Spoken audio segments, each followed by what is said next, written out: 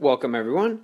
We are now going to finish up Augustine. So, Book 2 is going to finish the promise which we left off with last time, which is that we're going to find something which is universally reliable, something which is higher than the human being, and therefore either God itself, or as it'll actually turn out, higher than us and sort of therefore an in-between God and the human, and that finding this will in some way contribute to our happiness in this life. So like I said, this has ethical implications. Once we know that there is something which is universal and shared amongst all human beings, that gives us a nice solid ethical foundation for treating other people well. We're all part of the same human family. It also helps validate earlier ethical questions we had about what's truly good or bad. Well, we're about to find something higher than ourselves in number and in truth. So that's higher than ourselves. It's better than ourselves. So obviously, the parts of ourselves which are lower than that, our animal desires, our libido or desire for inanimate objects such as money and things that money can buy, are going to be not evil, but lower or lesser than the higher parts of ourselves through learning. So then it gives us a general but ethical rule that we should pursue things like learning before we pursue things like material objects. So that's how we're going to wrap up Book 2, and then Book 3 moves on into related but different concerns. Okay, so last time we sort of left off, I left you in a cliffhanger. We ranked the senses, and the same way there are sort of objective facts about vision and about smell that separate them and basically say one is more reliable, more shareable with others, easier to agree upon, quicker even. It gives us the truth all at once, sight does. We can say then that these differences have a sort of value to them, and basically vision is not just different from taste and smell, it's better than taste and smell. So sight and sound are better senses than taste and smell for all the reasons we just gave. Remember, those aren't Augustine's opinions, those are facts that we can all agree upon about what sight is like and what taste is like. And it makes sense that if you want to know something and sight lets you know it better, sight is better. Now, those should not be too controversial of claims, but they also might seem sort of pointless. This is exactly how it works, though. In Augustine's kind of philosophy, and most philosophy, you go patiently step by step. You get someone to agree on points A and B and C, not just for the sake of those points or ideas A, B, C, but so you can add A, B, and C together to get more interesting, more complicated claims like D, E, F, G, whatever. Now, if you just throw the complicated claims at people, they won't know if they're true or not. They'll shrug their shoulders and walk away. So he's feeding you the building blocks of what he's working towards. So Augustine does not really care if sight is better than taste. But if he can get certain ideas clear that we all agree upon there, he can then extend those to more complicated ideas, and the agreement, you agree that those things are true, should sort of carry over into those other ideas. So the point here is he's going to, in the same way he sort of proved that vision is better than taste, he's going to prove that purely mental activities like counting are better than any bodily activity, including the pretty good bodily activity of seeing. So we can go straight to the first real chunk of Book 2, Chapter 8, page 54, and Evodius says, I do see that things better than the senses exist, one of which should be enough to just mention, the order and truth of number, which is present to all who thinks. The truth of number offers itself to all alike. When a person understands it, it is not changed, as when you taste something, you do change the object when it goes in your mouth. When a human being fails to grasp the truth of number, it does not disappear. Whereas if you fail to see something, right, it literally does not appear for you. Rather, number remains true and permanent, etc. Now, Augustine follows up and he asks him, he says, what if someone said to you, yeah, but numbers, counting, basically everything mental, what if someone said that was caused by the body? Right? And Evodius says, no, I don't think so. He says, even if, he doesn't believe this, by the way, but he says, even if, hypothetically, one could perceive numbers with the senses, you cannot perceive with senses the meaning of division and addition. Okay? So, for instance, if I say, what is 99 divided by 3? The very concept of dividing itself, you do not get from the world. Okay? The very concept of division is a purely mental one. It's sort of like, I mean, how do I even explain it? It's just this mental mathematical operation. So that's one, is that it just, as a concept, it's just really not the kind of thing that's bodily. Second related point is you did not learn to divide by looking at things in the world. Now you might think, no, I probably learned to divide because, that pizza we talk so much about, I saw my mom cut it up into 16 even pieces before I ever learned to divide. That's probably where I got it from. It's possible. Augustine doesn't think so. I mean, I think that's a valid point. But Augustine would say, for instance, even if that were so, you'd only then know how to divide based on things which you actually seen divided before. So have you ever actually seen something with 99 pieces divided into 3? I mean, probably not. Yet you know that the answer to that is 33, correct? Okay, so that's a little mini proof for why you didn't learn division through the senses. And he says, look, this is still 54. He says there's other differences too between sensations and purely mental activities. He says, whatever I experience with my bodily senses, I have no idea how long it will endure. So you look at someone across the street, they might stand out there a long time, but one, they won't stand out there forever. And two, you have no idea how long they'll stand out there. Could be a minute, could be 15. He says, however, 7 and 3 added together are 10, not only now, but forever. And have you ever, how do I put this? Have you ever doubted that 7 and 3 are going to be are going to equal 10 tomorrow? No. You just intuitively know that that kind of thing is forever. Okay? So he says, the truth of number is incorruptible and common to all who think. Unlike physical objects, which we know through the sensations, which always eventually break down or die, and are not common to all.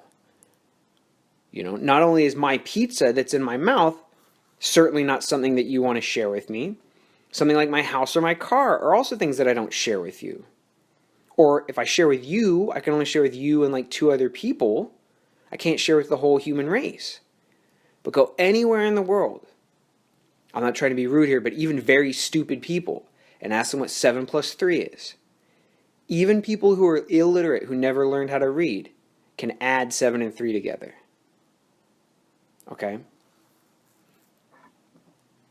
Here's another point, right? So part of what Augustine's doing here is he's not just trying to give you one point of difference between sensation, which comes through the body, and the mental, but he's trying to give you a bunch. Now there's 2 reasons. One is that he wants you to see that really mental stuff happens through your soul, which has basically nothing to do with your body. The 2 are totally separable. That's his main point. It's not like, oh, they're different, one's red and one's blue. He's like, mental events like number don't even have 3 dimensions like physical objects do. They don't move. They're not experienced in time. They're totally different. That's his first main objective, is to show you that there's a million differences between number and physical objects. Okay. The second one is that most everything he's going to say about number is either literally or metaphorically true of God. So remember what we did right before we started this recording and the last recording, is Evodius is asked, if I can find something that's bigger and better than you, basically, you have to say that's God, right? And Evodius smartly says, no, I don't have to say that anything that's better than me is God. I only have to say that the thing which nothing else is better than is God. The whole point being that there's an order to the universe. There are inanimate objects like houses, cars, piles of metal that we often call gold or money. Then there's a second level, which is animate or living objects, things that can move themselves. That's what animate means. You're animated, you can move. That's your dog, that's your own body. Okay? That's Harambe the gorilla, your dog, all this sort of stuff. Important things, but not more important than the next step up. Human minds, human souls, etc. Okay, that's the earthly realm. All those things are good, but some of them are better than others. Human minds and souls are better than animal bodies. Animal bodies are better than inanimate objects like piles of metal and houses. Okay? But what happens is there's another level which is higher than earthly. It's heavenly, basically. Number is going to be something that sort of floats above the human earthly realm. It's something we can sort of reach up and look at. But above that still is God. And we won't really get it in this book, but it's important for Augustine generally. Also above your own human mind and your own human ability to count number is the human community in general. So that's more important than you are. So is number, so is God. Now, importantly, all these things are better than you, but that's not a reason to feel bad about yourself. And in fact, if you admit the truth that number and the human community, number should mean truth in general, like capital T truth in general. If you admit that capital T truth and the human community and God are more important than you, in fact, instead of making you feel lesser or inferior, admitting that they're above you sort of elevates you closer to them. It actually improves you to admit that you're higher than, it improves you, it raises you up to admit that there are things higher and above you. Similarly, failure to acknowledge that your mind is higher than your body lowers you closer to the level of an animal because you sort of turn your back on your highest part. You run away from your pure, most beautiful self and towards, sex and tasty food and simple pleasures like TV or video games or whatever, and away from your most precious parts. So that's an extended point, but a very important summary. Again, the two main objectives Augustine has here is to show you that minds or souls and bodies are totally different. Second main objective is every time he says something about number, that's either literally true of God and the human community and of truth in general, or sometimes it's metaphorically true of God. Okay, so more differences between bodies and minds. Okay. When you look at a body, Augustine insists that you don't actually, if you look at a single thing like my chair or something, you don't actually see the oneness or the unity in the chair. You supply it yourself. Now, you might think, no, I look at the chair and I know it's one. Okay, Augustine says you're right. You know it's one. You know, literally your mind knows it's one. But think about it. Your eyeballs don't sense its unity. Unity or division or threeness, whatever number concept, is not something you see with your eyes. In fact, take a closer look at the chair. If anything, what your eyes perceive when you see a chair is not the oneness, which only your mind or soul can count or supply, but actually multiplicity. The chair has multiple parts. You see a part here that then moves over there, then it stops and joins to another piece. That's just the leg. Then there's the seat. So if anything, what you sense visually is a riot and a chaos of colors, sizes, shapes, and change. But then think about when your mind says, yeah, that's one chair. I wish I had more, but that's one chair. The oneness doesn't change. It doesn't move in space. It doesn't change colors. It's like this pure little pearl, perfect and round and compact as a concept, whereas the rest of what you see, what you actually see with your eyeballs is a riot and a confusion, like the crashing waves around the oyster with the pearl. You supply the pearl. That's in you. You never see oneness or unity. You supply that with your mind. All physical objects, and you know this from physics, from chemistry, etc., are actually made of 1,000,000 trillion little parts. They're not one at a physical level. They're one if you think them as one at a mental level. How cool is that? Now, page 55 near the bottom, I find that this passage confuses people a lot, because it is confusing. Augustine says, "Oh, look at the order of number, which we discern only through mental understanding, not through the body." And you're like, yeah, I get that. And then he says, "There exists no number which does not get its name from the number of times it contains one." And you're like, okay.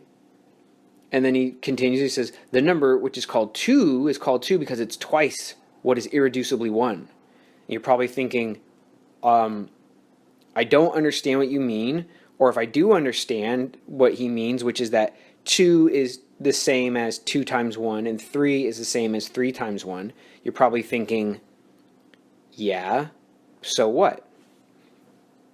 Well, remember, Augustine's trying to sneak in here some lessons about God. The point here is basically this: all good things depend on God. All good things in the world and in your life require this primary reference or cause of God. So what Augustine means here is that he's going to use the number 1 as the privileged object or primary metaphor for God himself. Not counting, which is what we do as a human operation. Okay? But what's the thing which allows us to count? What is the foundation of the order and system of counting? It's this pure, condensed, beautiful, elegant, ever-present concept of one or unity as such. So, you've got 5 cars. Oh, you're very rich. I like it. You have 5 cars. What Augustine means here, I know it sounds strange, but he says you can't count your 5 cars unless you already have the number 1. So in a sense, 1 is the foundation that lets you either go 1, 2, 3, 4, 5, or more strictly, it's actually that you go 1, 1, 1, 1, 1. So 1 times 5 equals 5. I know that sounds strange, but think about it this way. His point is this: if you have 5 cars, where did they come from? Yeah, they came from the factory. Yeah, the factory got raw materials from, a mine in, let's say, Chile, right? Okay, but where'd the mine in Chile come from? You go, well, it was caused by the heat of the earth and, spinning and axis and all that. You go, okay, well, where did that come from? For Augustine, it all originates in God. You don't have a mine if you don't have God create the earth. You don't have a factory making cars unless you have a mine. You don't have cars made by the factory unless you have all this stuff going back. So secretly lurking behind but also within everything in the world is the fingerprint of God. In the exact same way that in any number, 5 is our example, lurking within it is 1 and 1 and 1 and 1 and 1 as the very possibility of there being 5 cars. 5 is impossible without 1. Everything in your life is impossible without God. Sort of makes you wish you paid more attention in math class, doesn't it? So that's what that odd section on 55 and 56 is. So just quick side note. I'm still trying to sell you on philosophy because it's a lovely discipline. You can take more than one philosophy class in college. It's sort of encouraged. And you can always major in philosophy. You and I can talk about that, but trust me, it's not as useless as a major as you think it is. In fact, it's the most useful major for law school. It's highly useful as well for any degree which involves a lot of writing. So anything where you spend a lot of time in front of a computer typing, philosophy is great for that. But that's straying off my point a little bit. So, as I said, I'm still trying to sell you on philosophy a little bit, but I know when you do these readings, there's passages like the one we just did where you have to just shrug your shoulders and say, what the hell is he on about? I don't see what it means, or it seems sort of dumb. But like lots of other kinds of reading, there's sort of a trick or a secret, and part of my job is just to help point those things out. Because I've read this a bunch of times. Some smart professor I had told me what the trick was to this passage, Actually, this one I think I figured out on my own. Not the point. Pride is a sin. That's not the point. The point is that I don't want you to be dissuaded from reading philosophy either in more classes or on your own in the future because there's difficult passages like these. The answer's always in there somewhere, right? And patience or a creative mind or asking someone like me who might know what it might mean can always open up the secret, right? But there's always like a charming idea hidden in the weirdness of philosophy. Always in there. Okay, so keep that in mind as you stick it out with these difficult and sometimes confusing readings. So Augustine goes on, page 56. Okay, and remember, this is all a metaphor for God. It's what he means about truth and wisdom as well, but it's also things that God is like. God resembles these things. So number is unchangeable and true, and it's common to all rational beings. That is, all of us can take a share in the power of counting a number. All we have to do is want it. Metaphor for God. God is open to all people at all times. All you have to do is have a certain specific kind of movement in your heart towards God. Augustine would say you have to turn your face toward the light. Okay? And you have to choose to want to be better than what you are today by giving yourself up to something which is already better than you are. That's the process of learning in general. That's, roughly speaking, the relationship to God. So once more, the unchanging nature of number, that 2 times 3 is always 6 and 2 plus 5 is always 7, shows us that there's something other than the earthly world. Piles of gold always eventually separate or melt. Piles of metal, such as your car, always eventually rust or get crashed into. The plastic degrades and changes color.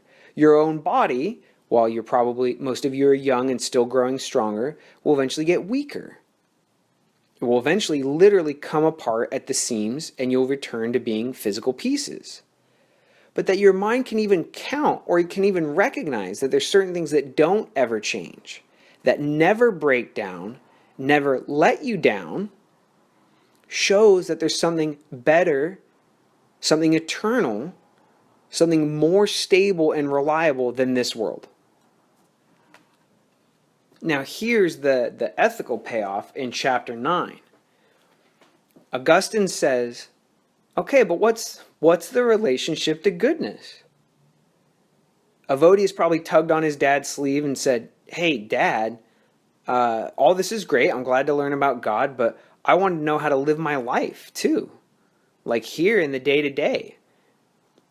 Is 3 times 3 equals 9 ever going to help me with that? I don't think so. And this is the point, as Augustine says, he goes, do you think that the wisdom which counts number is the same for all people? And Evodius says, I'm not sure. Let me try to work this out. And he says, I don't know. People have various opinions about what's wise and what's true and what's good. He says soldiers think that it's wise to go into military service. People who despise military service devote their energy and effort to farming. And they say that that's wisdom. The list goes on and on. Right? So for Augustine, what's good and what's true have a certain relationship. This may sound simplistic, but think about it. If you say that something's good, and I say, well, is it true that it's good? I really doubt you're going to say it's false that it's good. If it's something that you pursue and that you love, I know some of you are scared today to say that something's true because you don't want to be proven wrong. And more generously, you don't want to tell someone else that they're wrong. That's nice of you. I mean, genuinely, I mean that.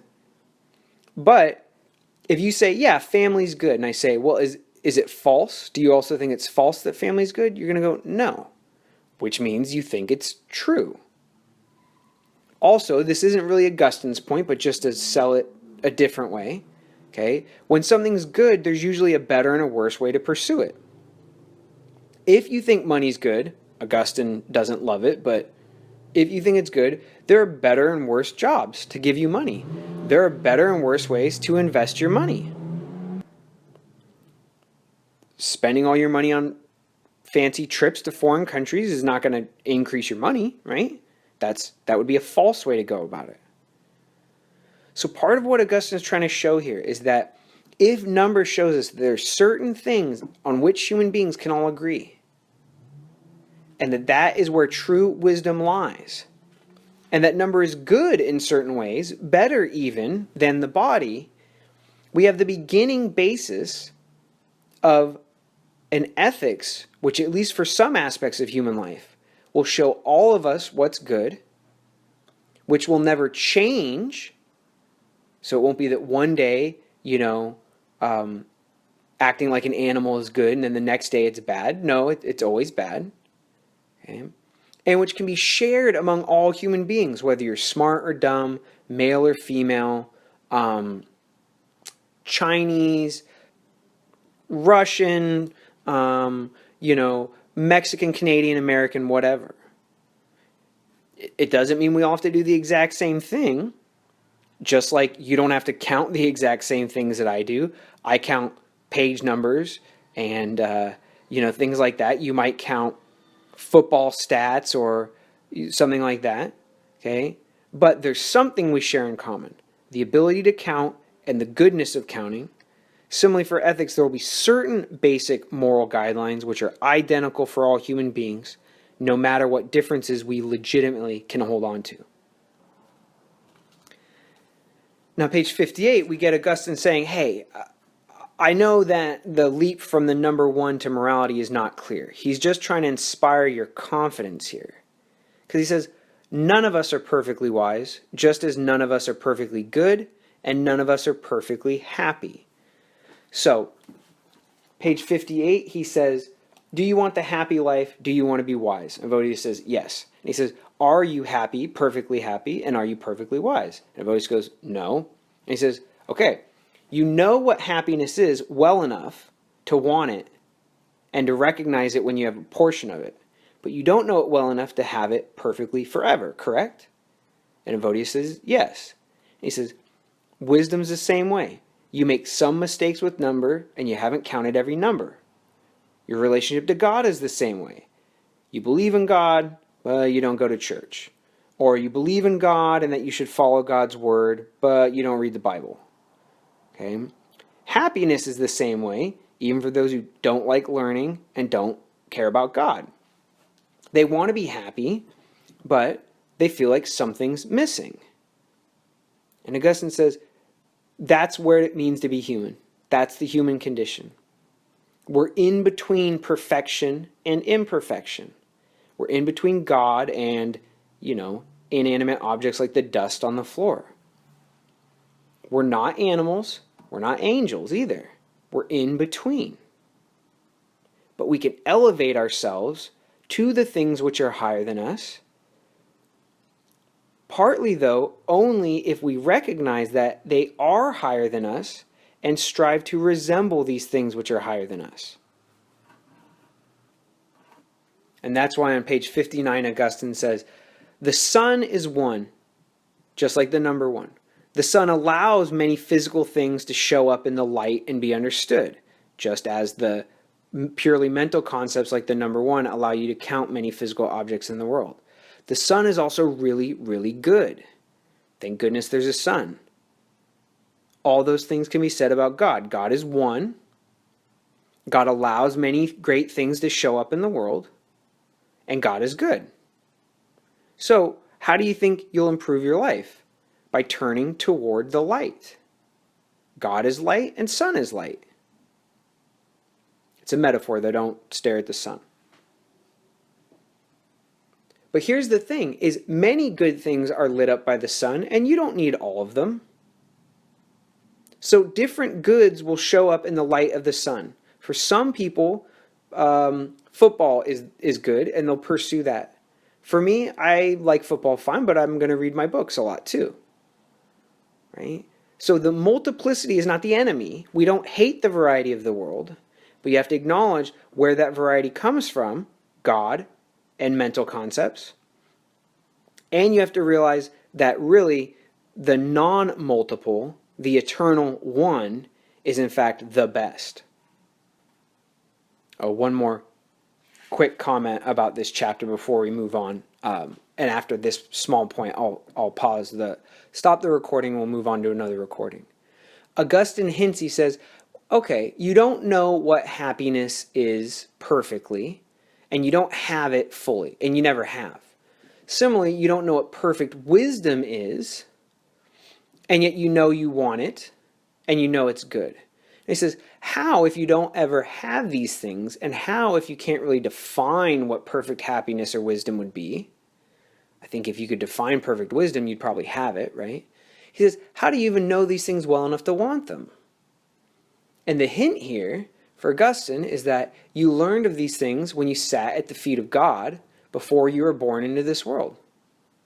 Think about it. How do human beings have the capacity for language and counting?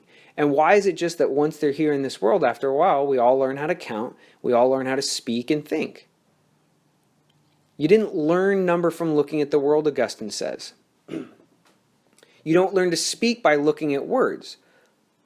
Think about it. You learn to speak when your parents talk to you, not from looking at words in a book. So where did you get the capacity for these things which bodies themselves, that is, the natural world, cannot give you?